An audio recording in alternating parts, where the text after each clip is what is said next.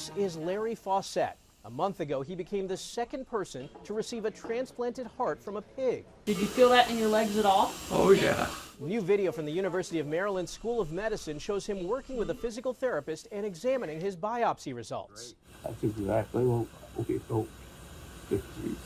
Doctors say the heart is showing no signs of rejection. The first man to receive a genetically modified pig heart died after 2 months, possibly because of a pig virus in the organ. Officials say they've learned from the first trial and made adjustments for this xenotransplant.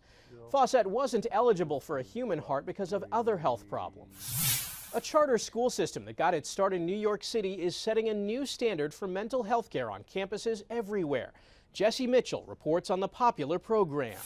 When you look at social media. Club president Signoble Johansson has seen the change in himself and his peers who came out of the pandemic and came together to form Success Academy's Mental Health Club in 2021. It just felt so enjoyable and intellectual and safe. The Academy offers a variety of advantages these students otherwise wouldn't have. From kindergarten, they're admitted through a random lottery and they finish high school with a 100% college acceptance rate. Success Academy now operates 53 schools, serving more than 20,000 students from low-income neighborhoods around the city. I try to wake up, but you can't, you're just stuck there. Each location has its own social and emotional learning specialist and is designed with well-being in mind. People are starting to realize and identify their emotions and take charge in trying to fix whatever it is that they're trying to fix in their lives. Success students also have access to a platform that has professional mental health help available 24/7. You will. If I'm having,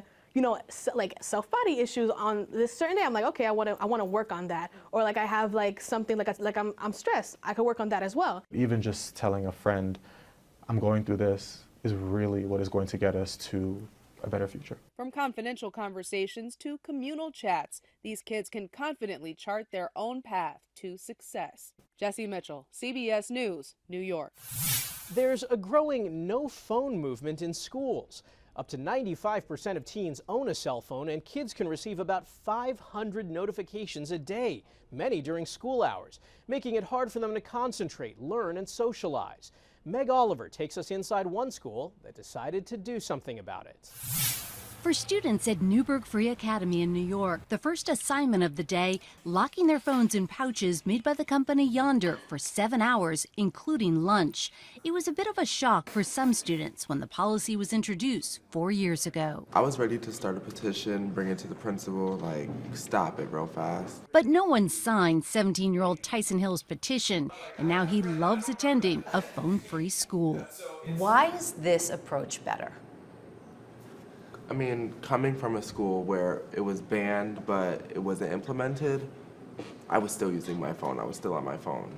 Here, students walk with their heads up in the hall, socialize and laugh in the lunchroom, and focus on what teachers like Dennis Marr are saying. That's the beauty of this. It's a game changer, yeah. It's night and day. I saw kids' faces again. According to the CDC, in the 10 years leading up to the pandemic, feelings of persistent sadness and hopelessness, as well as suicidal thoughts and behaviors, increased by about 40%, while test scores, especially in math for grades 4 and 8, saw the biggest decline on record. While there's debate on whether technology, including phones, deserves much of the blame for these trends, social psychologist Jonathan Haidt says it's the only explanation. So it wasn't the pandemic that did this to us. This was all starting in the early 2010s, and the only explanation anyone can offer for why this happened all over the world is the phones. He says in 2010, most teenagers had flip phones they used for texting. But between 2010 and 2015, smartphones changed the landscape, inundating people with notifications, group chats, and social media.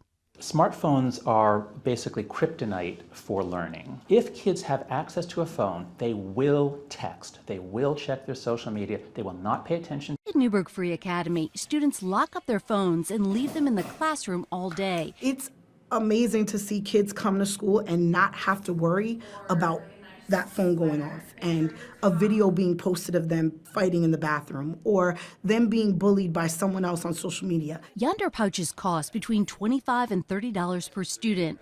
Haidt says while they aren't foolproof, it's an easy solution for a generation in the midst of a mental health crisis.